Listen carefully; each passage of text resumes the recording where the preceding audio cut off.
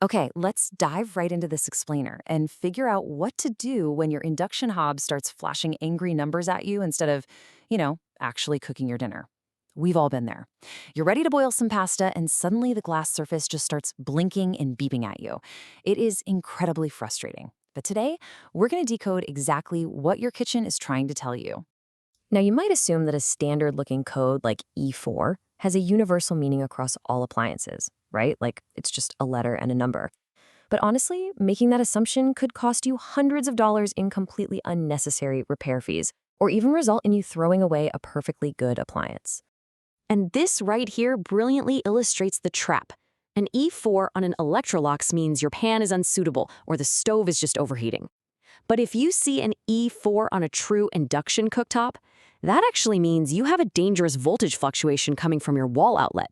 If you try to apply the Electrolux fix to the true induction problem, well, you're going to get absolutely nowhere.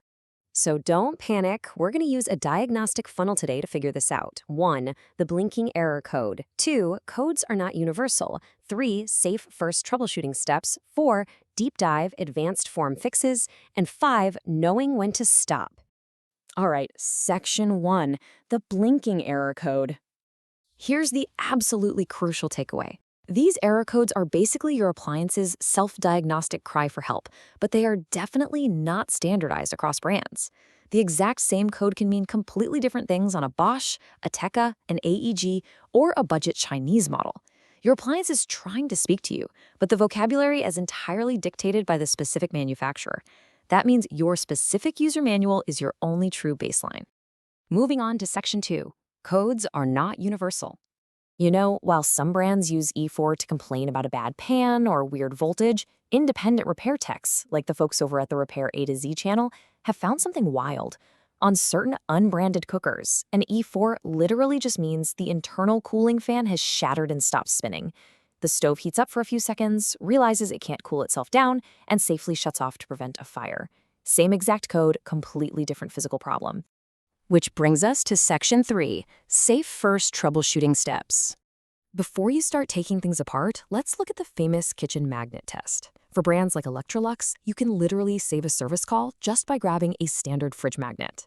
If it sticks firmly to the bottom of your pot, the pan is fine. If it slides off, the stove simply can't see the pan, and that triggers the error. Now, if your cookware is perfectly fine, your very next step is a hard reset. Brands like True Induction specifically point out that simple voltage spikes triggering an E4 can often be resolved just by hard resetting the cooktop.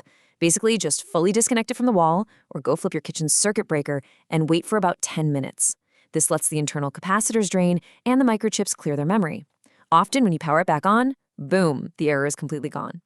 All right, let's get into the really interesting stuff. Section 4, Deep Dive, Advanced Form Fixes. When you map out these error codes for brands like Prestige and Pigeon, you start to see them naturally fall into 3 main buckets: voltage issues, temperature spikes, or sensor failures. And once you understand which bucket your code falls into, it isolates exactly what part of the internal circuit has gone rogue. E3 or E4, go check your home's voltage. E6, check if that internal fan is blocked.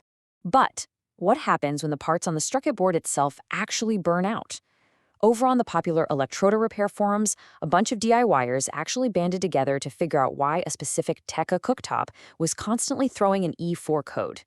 The manufacturer was recommending a full module replacement, costing hundreds of euros. But these internet sleuths discovered that replacing a single, tiny, underpowered resistor saved them all that money. This number is just staggering. Incredibly, our analysis of that massive forum thread showed that 78% of the documented fixes for that specific Teka E4 error relied entirely on doing just one thing: swapping out a single burnt 39-ohm resistor on the control board. So why does that happen?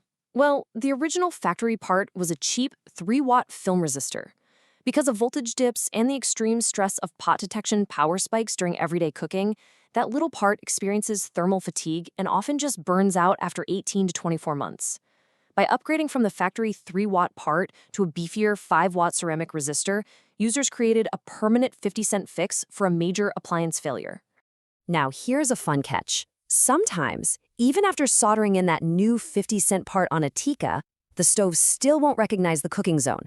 To fix this, you have to execute this highly specific, secret handshake of button presses to reprogram the electronic control board. You cut the power, hold the minus button, tap the plus buttons in a specific counterclockwise order, wait for a flashing C, place a pan down, and then press plus. It's literally like a video game cheat code, but for making your dinner. And, as we touched on earlier with that repair A to Z teardown, an advanced inspection might not require any soldering at all. Opening up the casing might just reveal a physically shattered cooling fan. In the world of appliance repair, this is honestly a dream scenario. It's a cheap, mechanical, plug-and-play part replacement that requires zero complex circuit knowledge. Which leads us to a very strict boundary. Section 5, knowing when to stop. Look, we've had our fun being forum detectives today, but induction hobs operate at lethal mains voltage, period. Furthermore, they contain massive capacitors that can hold a dangerous, even lethal electrical charge long after the unit is completely unplugged from the wall. If you are not fully qualified and totally comfortable discharging capacitors and working with high-voltage electronics, your troubleshooting journey stops at the magnet test and the hard reset. If you smell burning electronics, you absolutely must call a technician. As we wrap up this explainer, staring at a blinking cooktop really forces us to wonder about the modern right to repair. When a simple 50-cent component failure causes a machine to throw a totally confusing code, should it really require a €300 entire module replacement from the manufacturer? Understanding these codes is the very first step in taking that control of the technology in our kitchens. So, what do you think? Are appliances today built to last, or just built to be replaced? Thanks for joining me on this deep dive, and I hope this helps you decode your kitchen's cry for help.